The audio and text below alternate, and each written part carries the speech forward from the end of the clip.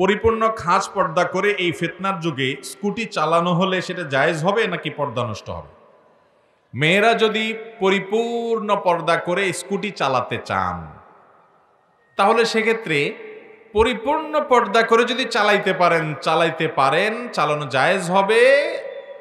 শর্ত হলো পরিপূর্ণ পর্দা থাকতে হবে এবং সফরের দূরত্ব হয়, এত বেশি দূরে যেতে পারবেন না। এক জায়গাতে আর যা কাছাকাছি গেলেন কোনো প্রয়োজনে, কিন্তু ওই যে পরিপূর্ণ পর্দা নিশ্চিত করতে হবে। এখন মুশকিল হলো মেয়েরা স্কুটি চালাবে আবার পরিপূর্ণ পর্দা নিশ্চিত হবে, এটা ডেফিনেশনটা কি? এটা ডেফিনেশন হলো স্কুটি চালাতে গিয়ে অতিরিক্ত বাতাসে তার শরীরের কোনো অঙ্গ প্রত্যঙ্গ যদি প্রকাশিত হয়, শরীরের সাথে কাপড় লেপটে যায়, তাহলে সেক্ষেত্রে পর্দার খেলাফ হবে কি হবে না? হবে। নবী করিম সাল্লাল্লাহু আলাইহি ওয়াসাল্লাম বলেছেন, রুব্বা কাসিয়াতিন আরিয়াত, বহু মহিলা আছে যারা পোশাক পরেও বিবস্ত্র থাকে। পোশাক শরীরে আছে কিন্তু তারপরও সে মূলত বিবস্ত্র, কারণ এমন পোশাক পরছে যে পোশাকের উদ্দেশ্যকে ব্যাহত করে দিয়েছে, এমন টাইট যে শরীরের অঙ্গ প্রত্যঙ্গ বোঝা যাচ্ছে, এমন পাতলা বা এত ছোট শর্টকাট যে শরীরের অনেক অংশ দেখা যাচ্ছে। তাইলে এই পোশাক পরা আর না পরার ভিতরে বেশ কম। ভাইরা আমার, ইসলাম মা বোনদের পোশাকের ব্যাপারে যে বিশেষ গুরুত্ব আরোপ করে, তারা যেন শালীন পোশাক পরে তাদের সৌন্দর্যকে অপ্রকাশিত রাখে, এটা নারীদের প্রতি কোনো অবজ্ঞা থেকে না, অশ্রদ্ধা থেকে না, নারীদেরকে ছোট করার জন্য না, এটা নারীদের কল্যাণে, তাদের সম্মান, তাদের সম্ভ্রম, তাদের ইজ্জতকে সুরক্ষা দেওয়ার জন্য। অতএব পর্দা এটা সুরক্ষা, এটা কোনো আল্লাহর পক্ষ থেকে আরোপিত কোনো বোঝা না, এটা নারীর কি সুরক্ষা। আপনি বলবেন যে কিসের আবার সুরক্ষা? পুরুষরা তাদের চোখ ঠিক রাখলেই তো হলো। আমি বলবো ভাই, উন্নত দুনিয়া, উন্নত বিশ্ব বলতে যে দেশগুলোকে আমরা আপনারা চিনি জানি, সেই দেশগুলোতে মানুষ আমাদের চাইতে তথাকথিত অনেক সভ্য, অনেক শিক্ষিত, অনেক ভদ্র। সেই দেশগুলোতে নারীরা অনেক বেশি খোলামেলা চলে। সেই দেশগুলোতে তো পুরুষরা সবাই নিজের চোখের হেফাজত করে, কি বলেন? সেই দেশে তো কোনো ধর্ষণ, পাশবিক নির্যাতন হয় না। পত্রপত্রিকা খুলে দেখেন, বিভিন্ন জরিপ সম্পর্কে একটু তথ্য অনুসন্ধান করে দেখেন, সেই সব দেশে নারীর প্রতি নিগ্রহ এটা আরো অনেক দেশের চাইতে, মুসলিম কান্ট্রিগুলোর চাইতে অন্তত বেশি হয়। কারণ আল্লাহ তাআলা সৃষ্টি করেছেন এরকম করে, আকর্ষণ দিয়ে রেখেছেন একজন নারী পুরুষ একে অন্যের প্রতি। এখানে আপনি আকর্ষণের সব পথ খুলে রেখে বলবেন না সবাই নিজের দৃষ্টিকে সংযত রাখতে হবে, এটা কোনোদিনই সম্ভব আসলে অবশ্যই দৃষ্টি সংযত রাখতে হবে। এই জন্য তো আল্লাহ কোরআনে পুরুষদেরকে আগে বলেছেন, কুল্লিল মুমিনিনা ইয়াগুদ্দু মিন আবসারিহিম, হে রাসূল পুরুষদেরকে বলে দেন তাদের চোখগুলোকে তারা যেন হেফাজত। পুরুষের দায়িত্ব আগে, কিন্তু সেই সাথে নারীরও দায়িত্ব আছে শালীন সুন্দর পোশাকে থাকা।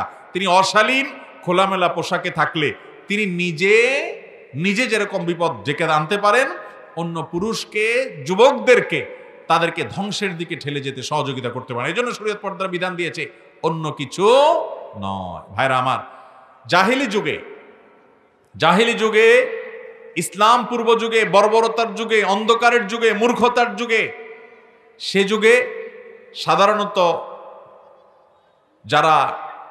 যারা মুক্ত স্বাধীন ছিলেন, সম্ভ্রান্ত ছিলেন, সেই পরিবারের মেয়েরা পর্দা পশিদা করে চলত। আর যারা কৃতদাসী ছিলেন কিংবা যারা কাজের লোক ছিলেন বা অতটা সম্ভ্রান্ত হিসেবে যাদেরকে মনা করা হতো না সমাজে, তারা সাধারণত বেপর্দা চলতেন। এখন আমাদের সমাজে যারা বেপর্দা চলে তাদেরকে মনে করা হয় অনেক শিক্ষিত, অনেক সম্ভ্রান্ত, ঠিক না ঠিক? অর্থাৎ জাহিলি যুগের অসম্ভ্রান্ত হওয়ার যে উপায়, সেটাই এখন সম্ভ্রান্ত হওয়ার উপায় মনে করি আমরা। ভাইরা আমার, তো এই জন্য পর্দার মধ্যে নারীর নিরাপত্তা আছে। অন্য যতগুলো পদ্ধতি আছে অ্যাপ্লাই করে দেখতে পারেন, ঘুরে ফিরে ওই জায়গায় আপনাকে আসতে হবে। অনেক দেশে দেখবেন যে ধর্ষণের শাস্তি মৃত্যুদণ্ড পর্যন্ত আপনার করতে বাধ্য হয়েছে, অতদূর পর্যন্ত তাদেরকে যেতে হয়েছে। এবং অনেক দেশ, ভারতের মতো দেশের কোনো জায়গা পর্যন্ত যেখানে খোলামেলা পোশাক, আপনি দিল্লি যাবেন, কলকাতা যাবেন, এত খোলামেলা পোশাক যে আমাদের দেশে এত খোলামেলা পোশাক এখন নাই আলহামদুলিল্লাহ। সেখানে দেখবেন এত নারীর উপরে পাশবিক নির্যাতন, এত ঘটনা, লোমহর্ষ ঘটনা কয়েকদিন পর পরই গোটা দুনিয়াকে হতবাক করে দেয়। সেখানে কোনো কোনো এলাকাতে ওই মেয়েদের শর্টকাট পোশাকের ব্যাপারে বিধিনিষেধ কর্তৃপক্ষ আরোপ করতে বাধ্য হয়েছে, কারণ এছাড়া নিয়ন্ত্রণ করা যাচ্ছে। একজন যুবক, তাকে প্রকাশ্যে অপ্রকাশ্যে পর্নো সাইট দেখার সুযোগ করে দিবেন আর বলবেন যে সে ফেরেশতার মতো থাকবে, এটা আসলে কোনোদিনই সম্ভব। আজকে কোন একটা জায়গায় যেন দেখেছিলাম, সারা বিশ্বে যে কয়েকটা দেশে শিশু পর্ণ, বাচ্চাদেরকে অশ্লীল এবং পর্ণ বিভিন্ন ভিডিও, বিভিন্ন ছবি ইত্যাদি দেখার এই প্রোডাক্টগুলো তৈরি করার আয়োজন পৃথিবীতে যে কয়েকটা দেশে সবচেয়ে বেশি, দুর্ভাগ্যজনক আমাদের দেশটা নাকি তার মধ্যে একটা। বিভিন্ন সিক্রেট গ্রুপে ছোট ছোট অপ্রাপ্তবয়স্ক পোলাপান নাকি ধ্বংসের দিকে চলে যাচ্ছে এসব দেখে দেখে। এ বিষয়ে একজন এক্সপার্ট ভাই যিনি এই বিষয় নিয়ে কাজ করেন, এটি হলো তার বক্তব্য। ভাইরা আমার, আমরা কয়দিন পরপরই শুনি শিশুরা নানান অপরাধের সাথে জড়িয়ে যাচ্ছে, খুন খারাপি করছে, ধর্ষণের সাথে শিশুরা জড়িয়ে যাচ্ছে, কিশোররা জড়িয়ে যাচ্ছে, কিশোর গ্যাং হচ্ছে। এগুলো কেন হচ্ছে তার কারণ আমরা উদ্ঘাটন করি না। অতএব এই সমস্ত অশ্লীলতার পথ বন্ধ না করে পৃথিবীতে কখনো শান্তি প্রতিষ্ঠা করা যাবে? সামাজিক শান্তি প্রতিষ্ঠা করতে হলে অশ্লীলতার দুয়ার বন্ধ করতে গোটা দুনিয়াকে আমরা বন্ধ করতে পারবো না, কিন্তু আমি আমার নিজের পরিবারের, আমার নিজের দায়িত্ব আমি নেব। আমার চোখকে আমি সংযত করব এবং আমার পরিবারের মেয়েদেরকে আমরা উৎসাহিত করব, উদ্বুদ্ধ করব, তারা যেন পর্দা পর্শিদার মধ্যে থাকে। ভাইরা আমার, একজন বেপর্দা নারী যখন রাস্তায় চলাফেরা করেন, অশ্লীল এবং খোলামরা পোশাকে যখন তিনি চলাফেরা করেন, তাকে দেখে অন্যান্য পুরুষরা সবাই কি চিন্তা করে? যে আমার মায়ের মতো, আমার বোনের মতো পবিত্র দৃষ্টিতেই তো সবাই তাকান, কি বলেন? হ্যাঁ, আপনি বলবেন যারা খারাপ দৃষ্টি তাকে, তাদের দোষ। কার দোষ কার গুণ সেটা পরে।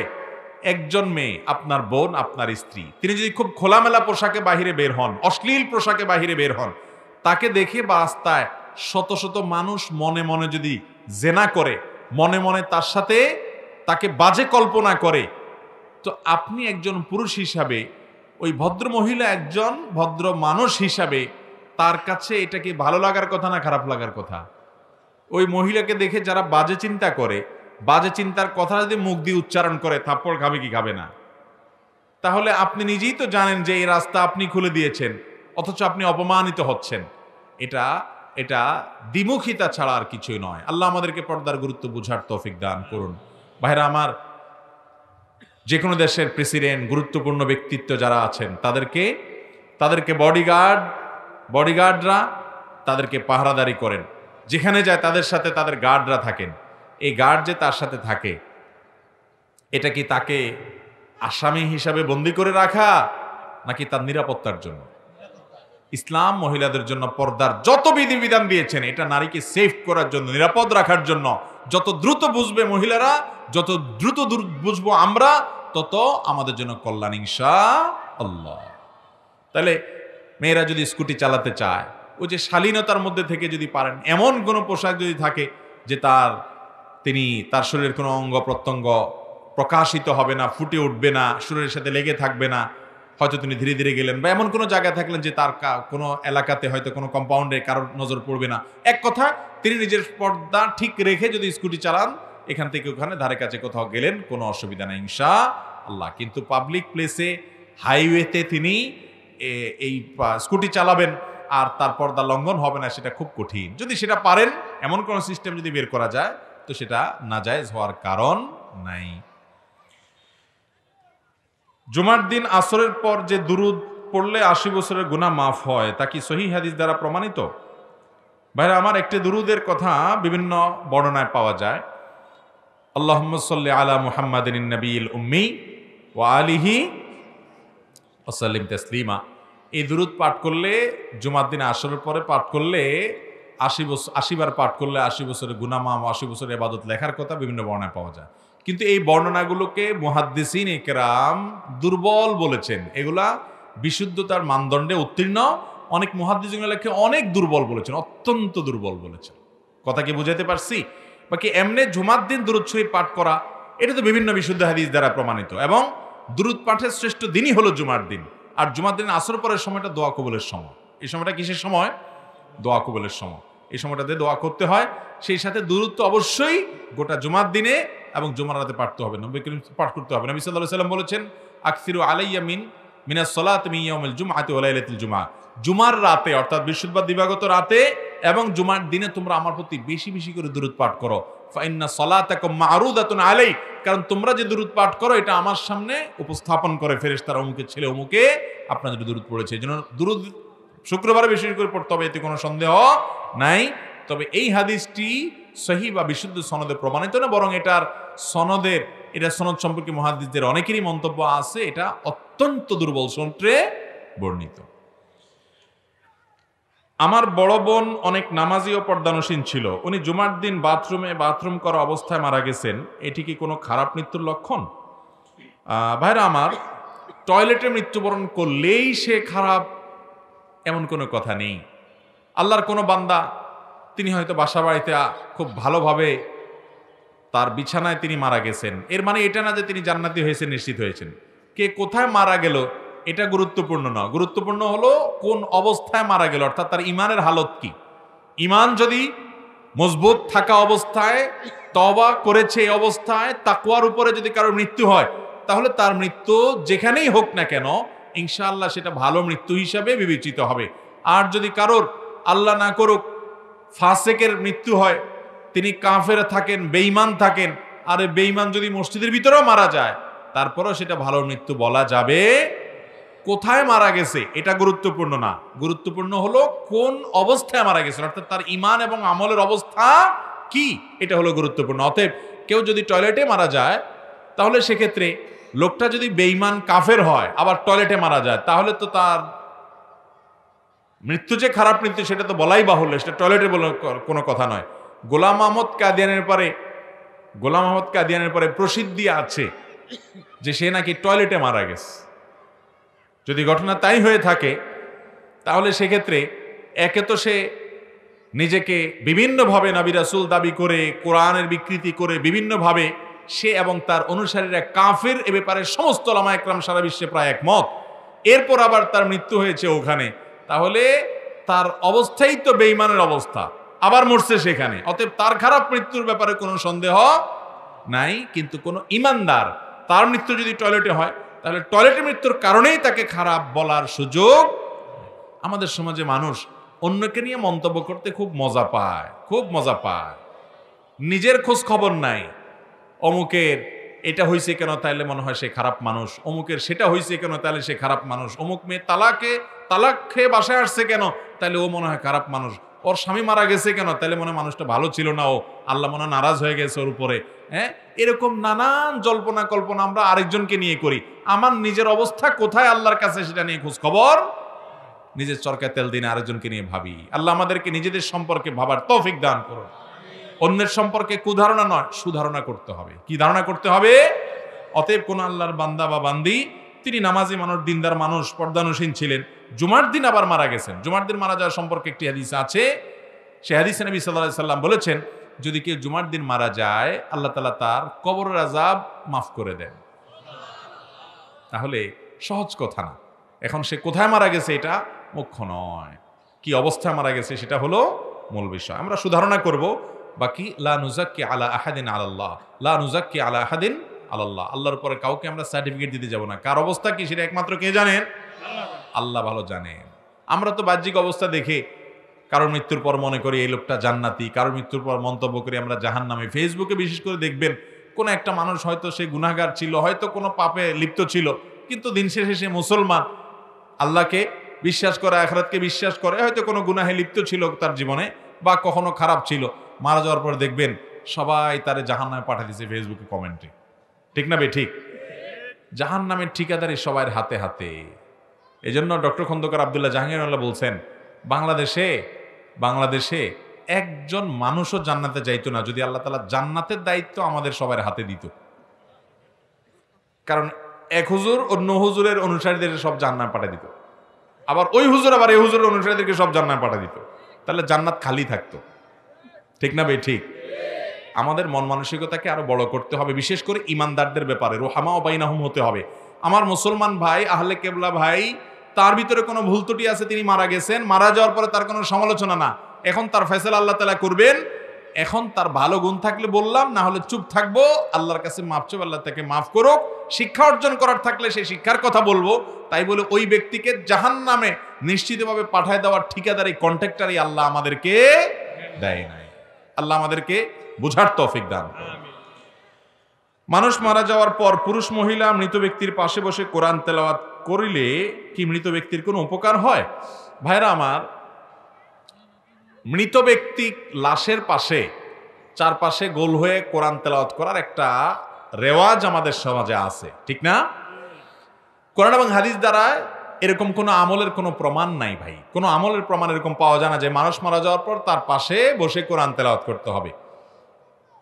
কারণ কোরআন এটা জীবিত মানুষের জন্য। কোরআন তেলাওয়াত কার জন্য? আপনি কোরআন জীবিত মানুষকে শুনাইতে পারবেন, মরা মানুষকে শুনাইতে পারবেন? জীবিত মানুষকে যদি শুনান, সে শুনলেও সওয়াব পাবে, আর আমল করলে তো সওয়াব আছেই, ঠিক না ভাই? ঠিক। অতএব কোরআন তেলাওয়াত করে জীবিত মানুষকে শোনাতে হবে। মৃত মানুষকে কোরআন শোনানোর কোন নির্দেশ কোরআন হাদিসে? এই লোকটা মারা যাওয়ার পরে এখন তার পাশে কোরআন তেলাওয়াত করতেছেন, জীবদ্দশায় তারা যদি কোরআন শুনাইতে পারতেন, কোরআনের উপর আমল করাইতে পারতেন, তাহলে তারও লাভ হইতো, আপনারও লাভ হইতো। কথা কি বুঝাইতে পারছি? আমাদের দেশে কোরআনের জন্য, পড়ার জন্য আবার হুজুর টাকা দিয়ে নিয়ে আসে, মাদ্রাসার ছাত্রদেরকে আনে, ঠিক না ভাই? ঠিক। এনে তাদেরকে টাকা পয়সা দেয়, তারা পড়ে। ভাই, মুর্দার জন্য কোরআন তেলাওয়াত করাইয়া টাকা দেওয়াও না জায়েজ, টাকা নেওয়াও না জায়েজ। টাকা দেওয়াও না জায়েজ, নেওয়াও না জায়েজ। অনেক সময় না জায়েজ কাজটা আমরা করি। মুর্দার জন্য দোয়া করবেন, নিজেরা নিজেদের তরফ থেকে পাঠাবেন, টাকা দিয়া ভাড়া দিয়া মুর্দার জন্য কোনো আমল করানো জায়েজ নাই। সারা বিশ্বে উলামা ইকরাম একমত, কারোর কোনো দ্বিমত নেই মাসালা। অতএব আমরা সাবধান থাকবো ইনশাআল্লাহ। মৃত ব্যক্তিকে যে জায়গায় গোসল করানো হয় সেই জায়গায় কি 7 দিন বাতি দেওয়ার নিয়ম আছে? না ভাই, এটা কুসংস্কার। এটা কি কুসংস্কার? মৃত ব্যক্তিকে যে জায়গায় গোসল দেওয়া হয় সে জায়গায় মোমবাতি বা এরকম চেরাগ, হারিকেন এগুলো জ্বালায় রাখা, ছোটবেলা আমরা দেখছি, এগুলো এখন আস্তে আস্তে উঠে যাচ্ছে আলহামদুলিল্লাহ। এখন অনেক এলাকাতে আছে। মানুষ মারা গেলে তার গোসল দেওয়ার জায়গায় কোনো বাতি টাতি দেওয়ার দরকার নাই। ওখানে বাতি দিলে কার লাভ হবে? কোনো মানুষের লাভ হবে? ওই টাকা দিয়া যেই মোম ওখানে জ্বালাইতেছেন 7 দিন ধরে, 7 দিনে দিন রাত 24 ঘন্টা মোম জ্বালায় রাখতে হয়, তাহলে কতগুলো মোম লাগবে হিসাব করছেন? যদি আপনার গড়ে ডেলি কত 3-4টা বড় মোমও লাগে, তাহলে তো আপনার 30-40টা মোম দরকার হয় 7 দিনে। তো 30-40টা মোম আপনি যদি গরিব ফ্যামিলিতে দেন, যাদের বাচ্চারা মোমের অভাবে পড়ালেখা করতে পারে না, বাতির অভাবে, আলোর অভাবে, হয়তো বিদ্যুৎ চলে যায়, লোডশেডিং হয়ে যায়, খেতে পারে না ভালো করে, তাদেরকে কিছু মোম কিনে দেন। মসজিদে কিছু মোম কিনে দেন, যেখানে হয়তো লোডশেডিং এর কারণে তাদের বাতি জ্বালানোর ব্যবস্থা থাকে না বা কারেন্ট নেই, তাহলে এই মোম কিনে দিলে, মুর্দার তরফ থেকে কিনে দিলে এর সব মুর্দা পাবে ইনশাআল্লাহ। ওইটা বরং আরো ভালো। সেটা না করে গোসল দেওয়ার জায়গায় অযথা আপনি জ্বালায়া লাভ কি? ইসলাম এরকম কোনো অযৌক্তিক কাজের নির্দেশ দেয় নাই। গোসলের অজু দ্বারা নামাজ পড়িলে নামাজ হইবে কিনা? জি, অবশ্যই হইবে। কেন হইবে না? বরং গোসলের অজু করলে গোসলের সাথে অজু তো করতেই হবে, এটা হলো সুন্নাহ। গোসলের সুন্নাত পদ্ধতি হলো কে আগে অজু করে তারপরে কি করা? গোসল করা, এটাই হলো সুন্নাত। তো অজু প্লাস গোসল একসাথে হয়ে গেলে আলাদা আর গোসল করার দরকার, আলাদা আর অজু করার দরকার। আমাদের দেশে অনেককে দেখবেন যে গোসলের পর আবার বিসমিল্লাহ পড়ে অজু করতেছে, আছে না নাই? কোনো দরকার নেই। হ্যাঁ, গোসল করতে করতে আপনার বায়ু নির্গত হয়েছে বা পেশাব করেছেন, তাহলে তো আবার নতুন করে অজু করতেই হবে, ভিন্ন কথা। কিন্তু গোসলের আগে আপনি অজু করে তারপরে গোসল করবেন, এটাই হলো গোসলের সুন্নাহ পদ্ধতি। 2 হাতের কবজি ধুবেন, কুলি করবেন, নাকে পানি দিবেন, মুখ ধুবেন, কোনই পর্যন্ত হাত ধুবেন, মাথা মাসা করবেন, এরপরে গোসল করবেন। বের হওয়ার সময় 2 পা গোড়ালি পর্যন্ত ধুয়ে চলে আসবেন। তাহলে গোসল প্লাস অজু একসাথে। তো অজু প্লাস গোসল হয়ে গেলে এই গোসলের পর আলাদা আর কোনো অজু করার প্রয়োজন নাই, কোনো প্রয়োজন নেই। এরপরে প্রশ্ন হলো, চাকরি করার আগে বাবা মা বিয়ে দিতে চাচ্ছে না, এখন বাবা মাকে বোঝানোর উপায়টা কি? তাদের চিন্তা বিয়ের পর কোনো সমস্যা হলে কে খাওয়াবে? ভাই, এই প্রশ্ন সব জায়গায়, এত যুবকদের প্রশ্ন, যুবকদের আহাজারি দেখলে খুব মায়া হয়। আল্লাহ আমাদের মুরব্বীদের, আমাদের চাচিদের, চাচাদের অন্তরে আল্লাহ তাআলা দয়া মায়া দেখছেন নি কতজন আমিন বলছে? মুরব্বীরা একটু খেয়াল করেন। হাসির কথা না বাবারা, মুরব্বীরা আমি সব জায়গায় বলি, আপনার সন্তান বিয়ের উপযুক্ত হয়েছে, ভর্তুকি দিয়া হলেও ওরে চাপ দেন তুই কামাই কর, একেবারে বেকার বসা দিতে আমি বলতেছি না, সেও চেষ্টা করুক, টাকা পয়সা দিয়ে আল্লাহ আপনাকে তৌফিক দিয়েছে, ছেলেকে বিয়ে করতে সহযোগিতা করেন, কারণ এর মাধ্যমে তার চরিত্র হেফাজত হবে। তার চরিত্র যদি নষ্ট হয়ে যায় আর আপনার যদি অবহেলা থাকে, আল্লাহর কাছে আপনিও দায়ী থাকবেন। মুরব্বীরা অনেকে জানেন না পোলাপান কোন কোন গলিতে ঘুরে বেড়ায় আজকাল, ফেসবুকে, ইউটিউবে, টিকটকে কত আকাম কুকামের রাস্তা বাইর হয়েছে, আপনারা জানেন না মুরব্বীরা, বাবারা। আপনারা আপনাদের আমলের মতো মনে করেন সব বোধহয় ফেরেশতা। এগুলো কোথায় কোথায় ঘুরে, এগুলাকে রক্ষা করার জন্য বিয়ের কোনো বিকল্প হতে পারে না।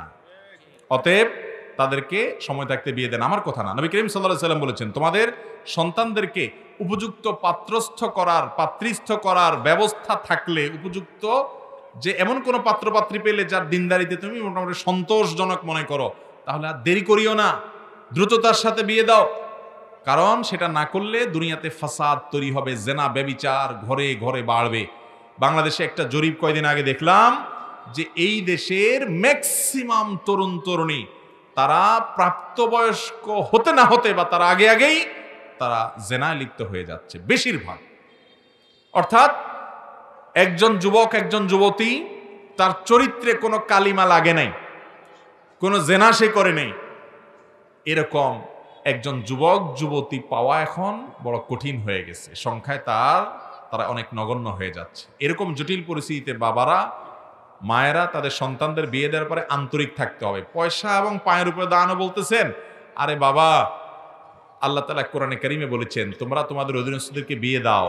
কেন বিয়ে দিলে তারা খাবি কে, যে চিন্তা করতেছেন না? আল্লাহ এই আয়াতের পরের অংশে বলছেন ইউগনিহিমুল্লাহু মিন ফাদলি, আল্লাহ তাআলা আপন অনুগ্রহে তাদেরকে সচ্ছল বানায় দিবেন, তোমরা বিয়ে দাও। এরপরে আল্লাহ তাআলার কথার উপরে ইয়াকিন রাখবেন না?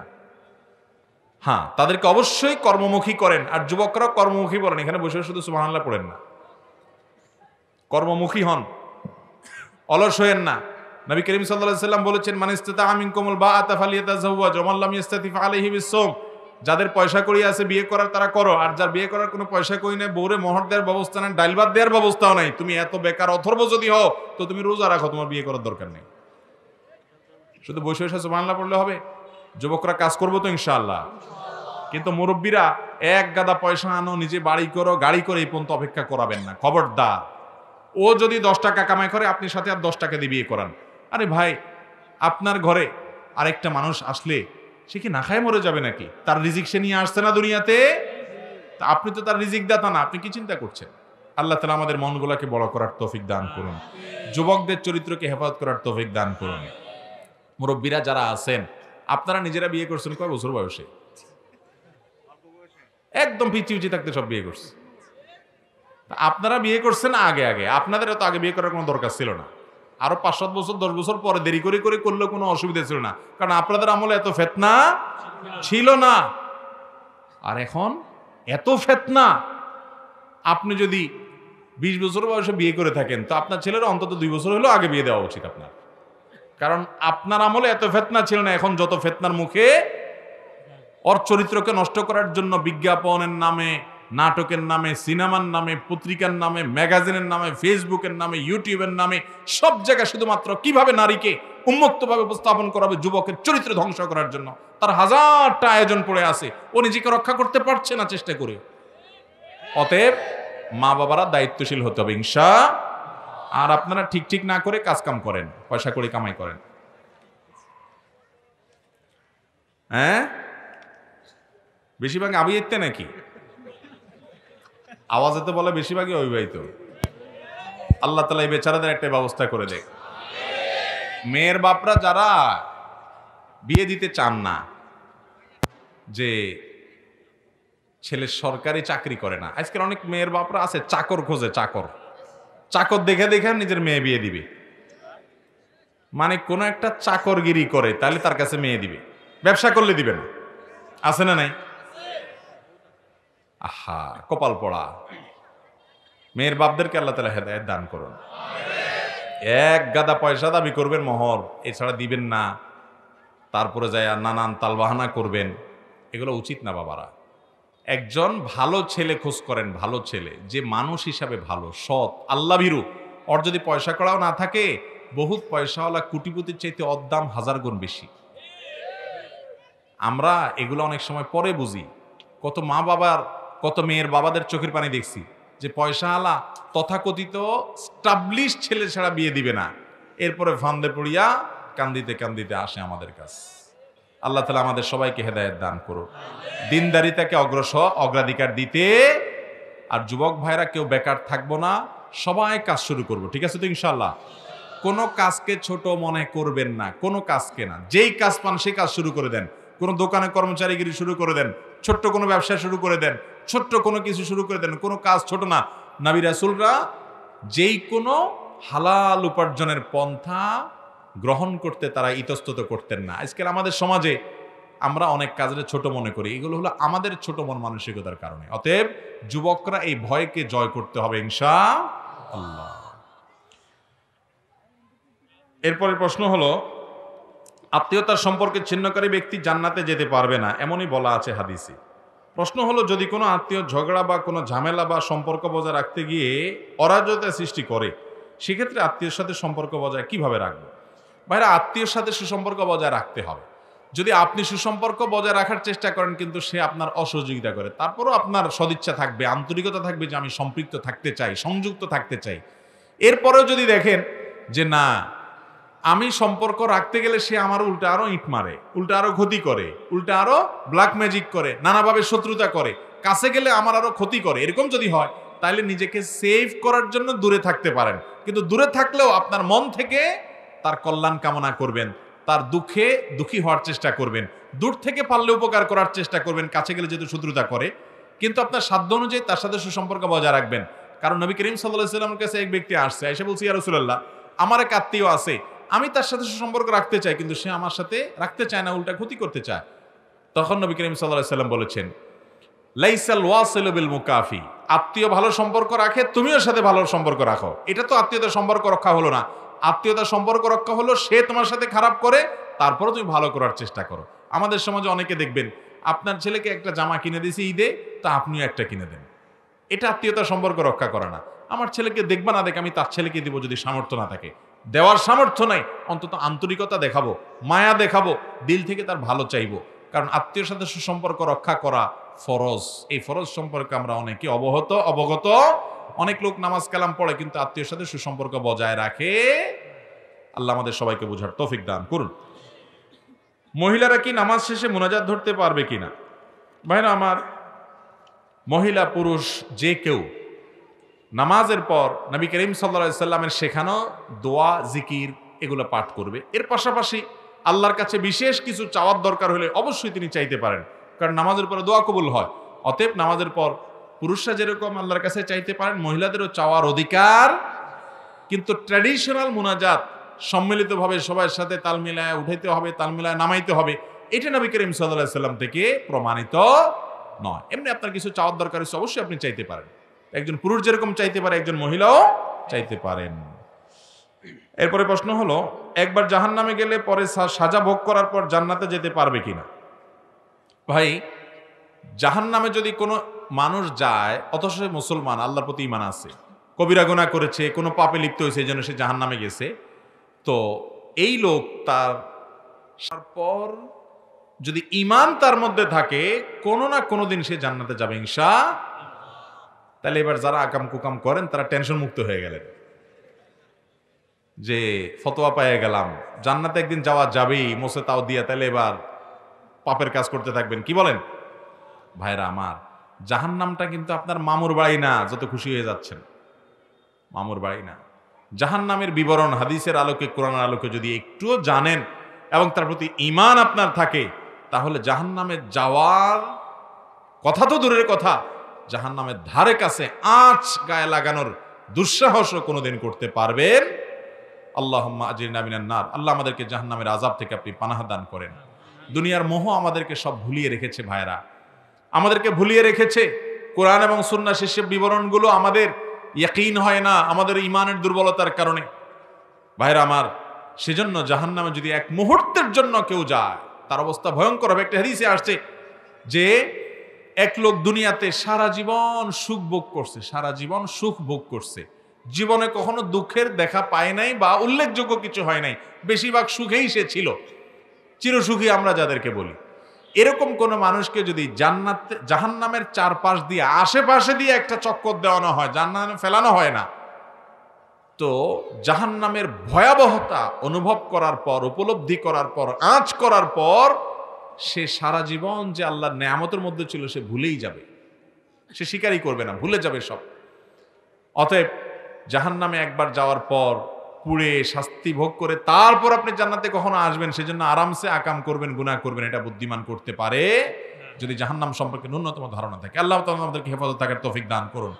যারা হাদিস অস্বীকারীকে একটা গ্রুপ বাই রয়েছে, এরা বলে একবার জাহান্নামে গেলে সে চিরকাল জাহান্নামে থাকবে, আর কখনো আসবে না। ইমানদারের ব্যাপারে এই কথা প্রযোজ্য নয়, এটা ফালতু কথা। অসংখ্য বর্ণনা আছে, কোরআনের বিভিন্ন আয়াত থেকে বোঝা যায় যে এরকম মানুষ পরে জান্নাতে আসবে। হ্যাঁ, কিছু কিছু পাপের শাস্তি হিসেবে আল্লাহ চিরকাল জাহান্নামের কথা বলেছেন। এখানে উদ্দেশ্য দীর্ঘস্থায়ী হতে পারে, আবার সেটাকে হালাল মনে করে করলে তখন সে বেঈমান, সেই হিসাবে চিরকাল থাকার কথা হতে পারে। যারা মানুষ জীবিত, মরা মানুষ জীবিত মানুষকে স্বপ্নে নিতে আসলে এর ব্যাখ্যা কি? মানে একটা মানুষ স্বপ্নে দেখছে যে তার কোনো মৃত মানুষ, মৃত বাবা মা স্বপ্নে আয়সা বলতেছে তোরা নিতে আসছি, এটা দেখলে ব্যাখ্যা কি? তো স্বপ্নের ব্যাখ্যা সম্পর্কে আমি খুব ভালো জানি তা না, তবে এই সমস্ত স্বপ্নগুলো যা দেখছেন বাস্তবে হুবহু তাই হবে এরকম ব্যাখ্যা করার, এত সহজে ব্যাখ্যা করার সুযোগ নাই। কোনো মৃত মানুষ এসে বলল চলো তুমি আমার সাথে চলো, তো এটার বিভিন্ন ব্যাখ্যা হতে পারে। এটার ব্যাখ্যা নিশ্চিতভাবে এরকম অবশ্যই বলা যাবে না যে এটা নিশ্চিত একটাই ব্যাখ্যা যে তাইলে আপনার যাওয়ার সময় হয়ে গেছে, এখন কান্দাকাটি শুরু করে দেন। না, আপনি সর্বাবস্থায় আমল করবেন, নেকামল করবেন, এবং কোনো স্বপ্ন দেখার পর যদি আপনার দুশ্চিন্তা হয়, পেরেশানি লাগে, তখন আপনি স্বপ্ন দেখার পর, ঘুম ভাঙার পর বাম দিকে প্রতীকী থুতু ফেলবেন, থুতু করবেন, থুতু নিক্ষেপ করবেন না, প্রতীকী থুতু বাম দিকে, এবং আউযু বিল্লাহি মিনাশ শাইতানির রাজিম বা আমানতু বিল্লাহি ওয়াল ইয়াউমিল আখির পড়বেন, এবং সম্ভব হলে ওযু করে 2 রাকাত নামাজ পড়বেন। আল্লাহর কাছে পানা চাইবেন, আল্লাহ এই স্বপ্ন যদি ক্ষতিকর কোনো কিছু ইন্ডিকেট করে, ইঙ্গিত করে, তাহলে তার থেকে আপনার কাছে পানা চাই। ইনশাআল্লাহ আপনার জন্য দুঃসংবাদের কিছু বা বিপদের কিছু অন্তত হবে না। তবে ইমানদার সর্বাবস্থা আল্লাহর সঙ্গে সাক্ষাতের জন্য প্রস্তুত থাকতে হবে। ওই মরা মানুষ এসে আপনাকে ডাকলে যাবেন, তা না হলে কি আপনি যাবেন না? যাওয়া লাগবে না? তাহলে আপনি প্রস্তুত হন, কি নিয়ে যাচ্ছেন সেটার জন্য, অস্থিরতার কিছু নেই। এবং এটা দেখলে নিশ্চিতভাবে এর ব্যাখ্যা এটাই যে আপনার টাইম হয়ে গেছে, এত সহজে ব্যাখ্যা করার সুযোগ নেই, ভিন্ন ব্যাখ্যাও হতে পারে। শিরকে আকবর ও আসগর সম্পর্কে কিছু বলুন। শিরক 2 প্রকার। আল্লাহর জমিনের সবচেয়ে বড় অপরাধের নাম কি? শিরিক, আল্লাহর সঙ্গে শরীক সাব্যস্ত করা কাউকে। এটা আল্লাহ তাআলার কাছে সবচেয়ে ডেঞ্জারাস অপরাধ। আল্লাহ কোরআনে বলেছেন ইন্নাল্লাহা লা ইয়াগফিরু আন ইউশরাকা বিহি ওয়া ইয়াগফিরু মা দুনা যালিকা লিমান ইয়াশা। আল্লাহর সঙ্গে শিরক করা হলে সেটা আল্লাহ মাফ করবেন না, আর শিরকের চাইতে অন্য যেগুলো আছে সাধারণ পরবর্তী ধাপের, সেগুলো আল্লাহ যাকে ইচ্ছা তাকে মাফ করতে পারেন, কিন্তু শিরক আল্লাহ কাউকে মাফ করবেন। কিন্তু শিরক করার পর যদি কেউ ভুল বুঝতে পারে, জীবদ্দশায় আর মাফ চায়, সেটা মাফ হবে। এর অর্থ হলো শিরক করে যদি মারা যায় তাহলে মাফ হবে না। আর এই শিরক, এটাকে আল্লাহ তাআলা বলেছেন ইন্না শিরকা লাযুলমুন আযীম। শিরক এটা মহা অপরাধ, বড় অপরাধ। কোরআনে আল্লাহ তাআলা বলেছেন হে রাসূল লাকাদ উহিয়া ইলাইকা ওয়া ইলাল্লাযীনা মিন ক্বাবলিক, আপনার এবং আপনার পূর্বের সকল নবী রাসূলদের প্রতি ওহী প্রেরণ করা হয়েছে, লাইন আশরাকতা লা ইয়াহবাতান্না আমালুক, যদি আপনার শিরকে লিপ্ত হন নবী হওয়ার পরেও আপনার সকল আমল বরবাদ হয়ে যাবে। শিরক এত ভয়াবহ অপরাধ। এজন্য ভাইরা আমার, আমরা দোয়া আল্লাহর কাছে চাইবো, কোনো মাজারে কোনো কবরে যেয়া দোয়া করব, কারণ আল্লাহর কাছে যেটা নিবেদন করার একমাত্র আল্লাহর কাছে যেটা নিবেদন করতে হয়, কোনো মাখলুকের কাছে নিবেদন করলে সেটা কি হয়? দোয়া, ইবাদত, এগুলো আল্লাহর জন্য খাস। এটা কোনো মানুষের কাছে করলে সেটা কি হবে? শিরক হবে। আমাদের দেশে অনেক মানুষ আছে মাজারে যায় সন্তান চায়, ব্যবসার উন্নতি চায়, রাজনীতির উন্নতি চায়, দুনিয়ার বিভিন্ন জিনিস চায়, আছে না নাই? এগুলো শিরকি কর্মকাণ্ড, ভয়ঙ্কর অপরাধ। এটা আল্লাহ তাআলা মাফ করবেন না, ডেঞ্জারাস। তাওহীদ ঠিক রাখতে হবে। আপনার অন্য গুনাহ হলে আল্লাহর কাছে মাফ চাইবেন। এই শিরক 2 প্রকার। একটা বড় শিরক, যেটা কারণে মানুষ ইসলাম থেকে খারিজ হয়ে যায়, শিরকে আকবর। আল্লাহরকে সিজদা করেন, অন্য কাউকে সিজদা করলেন। আল্লাহর ইবাদত করেন, আরেকজনের ইবাদত করলেন। আল্লাহর স্থলাভিষিক্ত বানায় ফেললেন কাউকে, এটা বড় শিরক। আরেকটা হলো ছোট শিরক, কথার ভুল। যেমন অনেকে বলে যে উপরে আল্লাহ, নিচে আপনি, আগে আল্লাহ, পাশে আপনি, আল্লাহও লাগে ইল্লাহও লাগে, এরকম কথা শুনছেননি আপনারা মাঝে মধ্যে? এগুলো ইমানদারের জন্য শোভনীয় কথা না। ইমানদার বলবে আল্লাহ তাআলা যথেষ্ট। উসিলা হিসাবে দুনিয়াতে অনেক সময় মানুষকে আল্লাহ ব্যবহার করেন, আল্লাহ চাইলে উসিলা ছাড়াও দিতে, আল্লাহ লাগে ইল্লাও লাগে। আল্লাহকে ইল্লা ছাড়া পারে না? পারে কি পারে না? তাহলে ইমানদার কিভাবে এসব বলতে পারে? পাম্পটে দেওয়ার জন্য বললেন উপরে আল্লাহ, নেতা সাহেব নিচে আপনি। নেতা সাহেবরে আল্লাহর পিছনে পিছনে দালাল বানায় দিলেন। এই সমস্ত 2 নম্বরই করলে ইমান ক্ষতি হবে, ক্ষতিগ্রস্ত হবে। এই জন্য ছোট শিরক, এগুলো হলো কথার ভুল। ইমানের ক্ষেত্রে হয়তো ভিতরে ত্রুটি নেই, বলার ভুল আছে, এগুলো ছোট শিরক। তো এই জন্য ছোট শিরক থেকে বেঁচে থাকতে হবে। আরেকটা হলো মানুষকে দেখানোর জন্য নেক আমল করলেন, নাম ফুটানোর জন্য কিছু করলেন, সেটাও ছোট শিরক।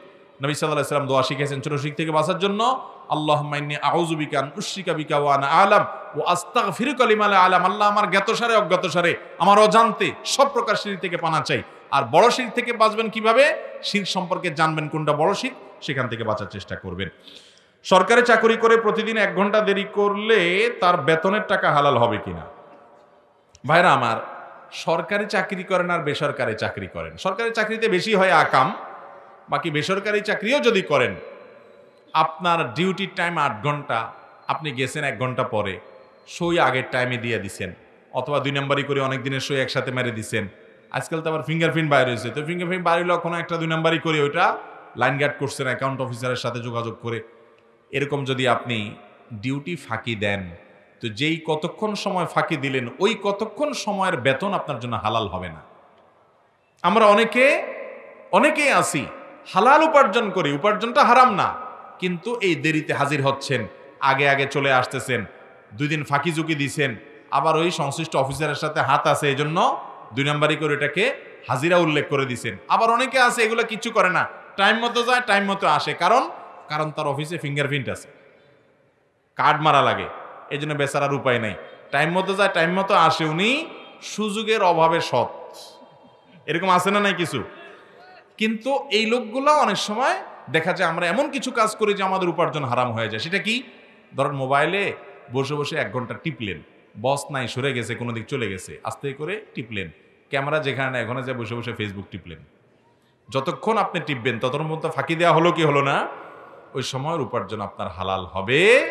বান্দার হক বড় ডেঞ্জারাস জিনিস। যারা সরকারি চাকরি করেন তাদের তো অবস্থা খারাপ হয়ে যাবে ভাই, কারণ এটা জনগণের টাকা, লক্ষ লক্ষ কোটি কোটি মানুষের টাকা, কতজনের টাকার হক আপনার প্রতি ঘন্টার ডিউটির মধ্যে আছে। এই প্রত্যেকটা দুনিয়াতে তো জনগণ এসে ধরবে না, আপনি মুছে তেল দিয়ে ঘুরবেন, কিয়ামতের ময়দানে পাই পাই করে বুঝাই দিতে হবে। আল্লাহ আমাদেরকে বুঝার তৌফিক দান করুন। তবে হ্যাঁ, এমন কোন ডিউটি আছে, কথার কথা আপনি একটা দোকানে চাকরি করেন, দোকানের মালিক নিজেও জানে যে কাস্টমার না থাকলে ওইটা মোবাইল টিপে, আপনাকে দেখেও সে অনুমোদন করে, মৌন সম্মতি দেয়, ঠিক আছে ওকে, সেটা আপনি করতে পারেন। কিন্তু যদি এমন হয় যে আপনি দোকান টিপতেছেন, বস এসে গেছে, মালিক এসে গেছে, আস্তে করে খপ করে ধুয়ে গেছেন, তাহলে বোঝা গেছে এটা 2 নম্বরই, তাহলে বোঝা গেছে এটা তার পক্ষ থেকে পারমিশন নাই, সে আপনাকে ওই টাইমটা নিয়ে নিছে টাকার বিনিময়ে, আপনি টাকা নিতে পারবেন ওই টাইম টাকাটা পুরো দিলে। ভাইরা আমার, এই মোবাইলের কারণে আজকাল কত বিপদ যে আমাদের আসে, আখিরাত ধ্বংস হয় সেটা বলার মতো না। আল্লাহ তাআলা আমাদেরকে এটাকে নিয়ন্ত্রিত করে এটা যথাযথ ব্যবহার করার তৌফিক দান করুন। আমি অনেক সরকারি অফিসারকে চিনি, ব্যক্তিগতভাবে আমার পরিচয় আছে, যাদেরকে অফিস টাইমে জীবনে কখনো ফোন দিয়ে পাওয়া যায় না।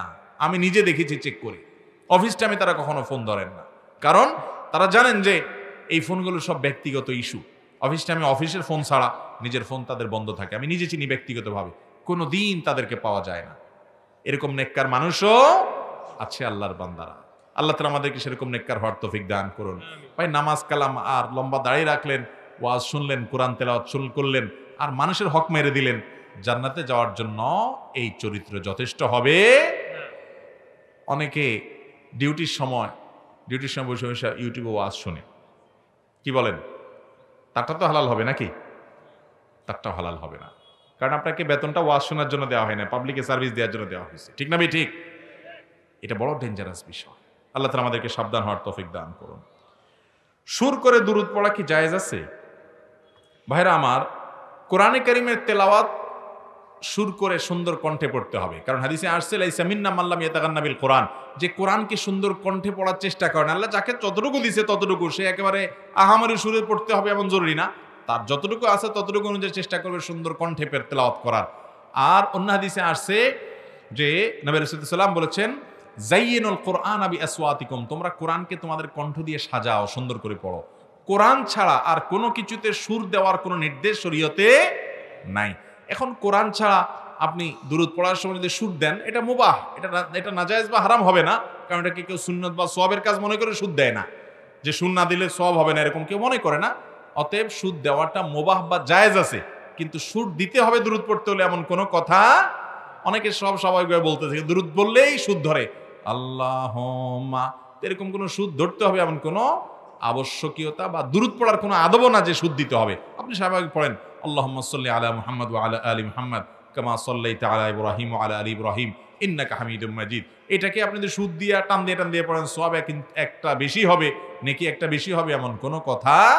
অতএব সুদ দিয়ে কেউ দুরূদ পাঠ করলে সেটা জায়েজ আছে, কিন্তু এটা পাঠ করলে কোনো উত্তম এমন না। হ্যাঁ, কেউ যদি মনে করে না সুদ দিয়া পড়লেই সওয়াব বেশি হবে, তাহলে সেটা ভুল এবং বেদাতের দিকে যেতে পারে। নরমালি সুদ দিয়া পড়েন বা সুর ছাড়া পড়েন, আপনার ব্যাপার, দুরূদ পড়লেই হলো। এরপরে প্রশ্ন হলো, ঔষধের দোকান যারা দিয়েছেন তারা অনেক সময় ওষুধ কোম্পানি থেকে গিফট এবং স্যাম্পল পেয়ে থাকেন, এগুলো না দিলে কোম্পানির ওষুধ নিতে চান না এবং অনেক সময় টাকা কেটে রাখেন, যে টাকা আমার পকেট থেকে লস দিতে হয়, এমত অবস্থায় দোকানদারের ব্যবসা হালাল হবে কিনা? ভাই, আমাদের দেশে সব জায়গায় শুধু চাঁদাবাজি, ডাকাতি, যে যেমনে পারে, যে যারে মেরে কেটে খেতে পারে, এসব বেঈমান করলে মানায়। যে জানে, যে বিশ্বাস করে কিয়ামত আছে, আল্লাহর সামনে দাঁড়ানো লাগবে, সে কখনো এগুলা করতে পারে? ভাইরা আমার, ঔষধ দোকানদারদেরকে ঔষধ কোম্পানি যদি গিফট দেয়, যে ভাই আমার ওষুধ তুমি বিক্রি করো, তোমাকে আমি এমনি গিফট দিলাম, ডাক্তারের জন্য গিফট দেওয়া না জায়েজ হতে পারে, কিন্তু ওই দোকানদারের জন্য জায়েজ। কারণ দোকানদার এটা তাকে শুধুমাত্র কোম্পানি দিছে, এখানে ডাক্তারদের মতো না যে ডাক্তার রোগীর কাছ থেকে ফিস নিছে, আবার কোম্পানির কাছ থেকে ফিস নিয়ে সে ওষুধ লিখতেছে, এটা তার ডিউটি, ওষুধ লেখার ডিউটি ফিসের বিনিময়। আবার সে কোম্পানির থেকে আবার টাকা নিচ্ছে ওষুধ লেখার বিনিময়, অর্থাৎ দুই জায়গায় একসাথে মানে সে আপনার উপার্জন করতেছে দুই দিক থেকে, এটা তার জন্য জায়েজ নাই। কিন্তু ওষুধ কোম্পানির তো আর সেটা না, যার কারণে ওষুধ কোম্পানিকে দোকানদার, ওষুধ দোকানদার তো সেটা না, ডিসপেন্সারিওয়ালা, তাকে যদি ওষুধ কোম্পানি কোনো গিফট টিফট কিছু দেয়, এটা তার জন্য জায়েজ আছে। কিন্তু সে যদি চাঁদাবাজি করে, যে না এটা না দিলে ওই কোম্পানির যে রিপ্রেজেন্টেটিভ তাকে বাধ্য করা হবে, তাকে জোর করা হবে, তার থেকে টাকা কেটে নেওয়া হবে, তাহলে সেটা জুলুম হবে, অন্যায় হবে, নাজায়েজ হবে। আল্লাহ তাআলা সব ক্ষেত্রে আমাদেরকে হক হালালি জীবন যাপন করার তৌফিক দান করুন। আল্লাহর সকল নির্দেশকে সব ক্ষেত্রে মেনে চলার তৌফিক দান করুন। বান্দার হক, মানুষের হকের উপরে আল্লাহ তাআলা আমাদেরকে সাবধান হওয়ার তৌফিক দান করুন। অনেক মুসলমান আজকাল আছে ভাই, অন্যের হকের ব্যাপারে খেয়াল করে না। রাস্তায় চলতে গেলে, রাস্তাঘাটে, প্রতিবেশীর বিভিন্ন জায়গায় মানুষকে কিভাবে মেরে কেটে সামনে যাবে, মানুষ অধিকার নষ্ট করে, সে কখনো ভালো মুসলমান হতে পারে? আল্লাহর অধিকার একটু নষ্ট করলেও আশা করা যে আল্লাহ মাফ করবেন, আর বান্দার হক নষ্ট করছেন, আশা ছেড়ে দেন যে আল্লাহ মাফ করবে। কারণ বান্দার হক আল্লাহ তাআলা বান্দার কাছ থেকেই মাফ নেয়াবেন, কিংবা আপনার আমল তাকে দিয়ে দায়মুক্ত করাবেন। ভয়াবহ ব্যাপার ভাই। আল্লাহ তাআলা আমাদের সবাইকে আমল করার তৌফিক দান করুন, সাবধান থাকার তৌফিক দান করুন। আমরা কোরআন হাদিস থেকে যেসব কথা জানলাম, শুনলাম, এগুলো অনুযায়ী আমাকে, আপনাদের সবাইকে আল্লাহ তাআলা আমলের তৌফিক দান করুন।